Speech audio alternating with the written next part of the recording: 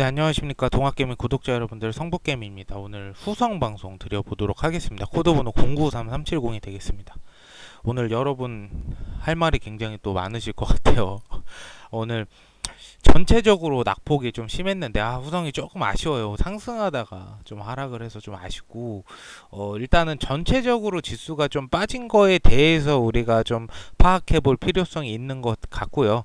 사실 후성이 올라간다 이런 거는 기업 실적이나 아니면 기업의 모멘텀 이런 것들은 제가 말씀을 많이 드렸으니까, 앞으로의 이 후성이 올라간다기보다 전체적인 시장을 먼저 좀 따져보는 게 더 효율적일 것 같거든요. 그래서 그거에 대해서 좀 설명을 드려보도록 할게요. 일단은 지금 후성 같은 경우도 이제 5% 가까이 빠지긴 했는데, 이 다른 종목들 기술주, 특히 기술주나 이제 성장가치주, 솔직히 이제 소외주는 잘 안 빠졌거든요, 보편적으로. 근데 기술주나 성장가치주 같은 경우에는 마이너스 7%에서 많게는 15%요 사이에 그 마이너스가 많이 되었다, 이렇게 보시면 될 것 같아요.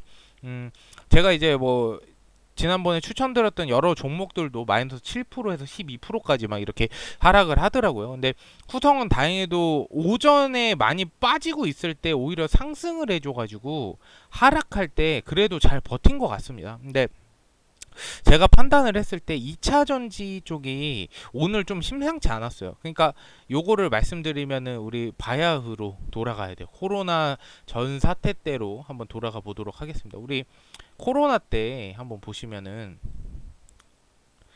볼게요. 코로나 때 이때잖아요. 이때 물론 이때는 전체적으로 뭐 2차 뭐 한쪽으로 주식 쏠림이라는 현상이 아예 없었어요. 그냥 이때는 사실 주식 쏠림이라고 하면 제약바이오주의 주식 쏠림이 굉장히 많았죠. 기술주로 다 폭락했어요.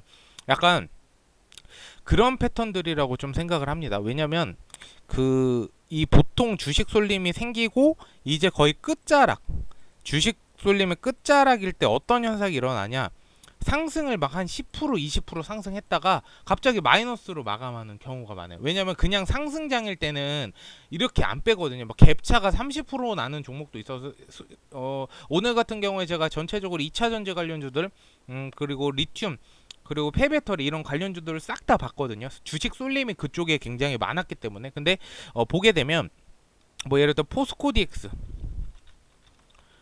깜짝 놀랐어요. 포스코 DX 같은 경우에 거의 상한가까지 갔어요. 거의 상한가까지 갔다가 주식이 굉장히 크게 하락으로 마감을 했습니다. 일봉으로 볼게요.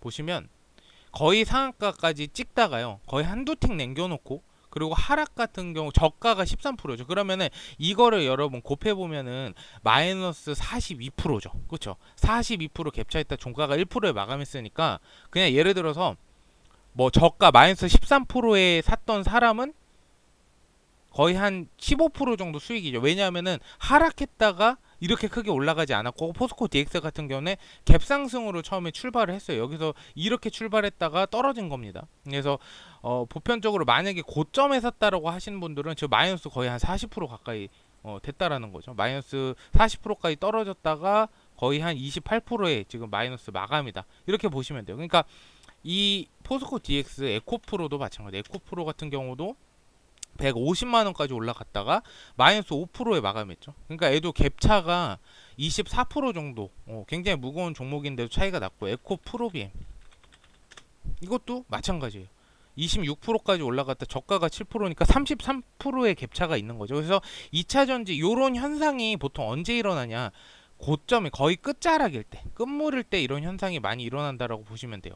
그래서 요 같은 경우에는 제가 판단했을 때는 2차 전지의 어떠한 그 쏠림 현상, 이 쏠림 현상들이 제가 봤을 때는 이제 다른 종목들로 좀 분산이 될 것 같아요. 제가 이 코스닥 시장, 최근에 이 코스닥 시장의 종목들이 보게 되면은 시총을 다 포함하면 한 400조 좀 넘거든요. 450조인가 400조 정도 되는 걸로 알고 있는데, 여기서 주식 쏠림 현상이 2차 전지죠. 2차 전지 중에서도 에코프로, 에코프로 BM, 에코프로 HN 이 삼형제에 쏠린 게 주식시장 18%라고 해요. 그러니까 개인 물량도 어마어마하게 들어갔을 거예요. 왜냐하면 요새 유튜브에 유명하신 분들 계시잖아요. 제가 누군지는 거론 안 하겠지만 그런 분들 때문에도 많이 들어갔을 거고. 근데 결국에는 계속 갈 거다. 이거는 솔직히 뭐 계속 가면 좋겠죠. 근데 계속 갈 거다라는 거는 조금 제가 봤을 때는 어떻게 보면 책임감이 조금 없다라고 좀 생각도 들어요. 왜냐하면 이 어느 정도의 이 정도까지는 갈 거니까 이 이상은 좀 위험할 가능성도 있다. 이런 것들이 없었거든요, 사실. 그러니까 어떻게 보면 개인 주식을 잘 모르는 사람들은 그냥 계속 갈 거니까 그냥 계속 사요. 실제로 수익 본 사람들 많을 거예요.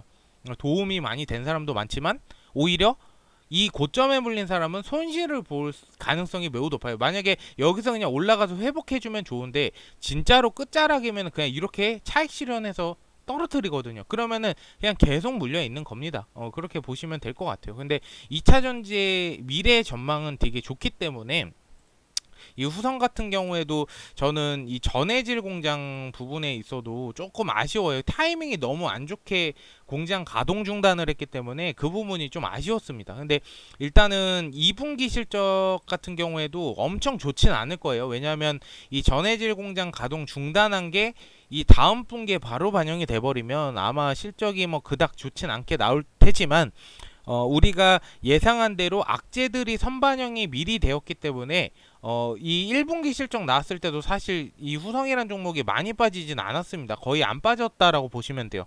전체적인 시장이 빠져서 빠졌다라고 보시면 될 것 같은데 일단 2분기 실적을 좀 기다리면서 공장 재가동이라든지 아니면 후성에 대해서 어떠한 뭐 반도체 섹터 반도체는 이제 팩트죠. 2차 전지는 조금 공장 가동에서 좀 애매한 그 경지에 좀 있었는데 반도체는 특수가스 그리고 냉매가스 납품을 한다니까 냉매가스 경우에는 이제 폭염이 계속 지금 지속되고 있는 중이기 때문에 이 후성 같은 경우에 제가 과거 기록 과거 차트를 보여드려서 아시겠지만 보통 7월 말에서 늦게는 9월 초까지는 주식이 오르는 시점에 항상 있었기 때문에 그 부분을 좀 고대하면서 우리 좀 기다려 보도록 하겠습니다. 오늘 종목별 매매 동향 보시면 외국인하고 기관계가 좀 팔았지만 그래도 연기금에서 계속 꾸준히 모으고 있다는 점, 그리고 평단가가 다 13,000원 초반대예요. 그러니까 12,000원대는 지금 외국인 기관계 개인 똑같이 거의 없어요.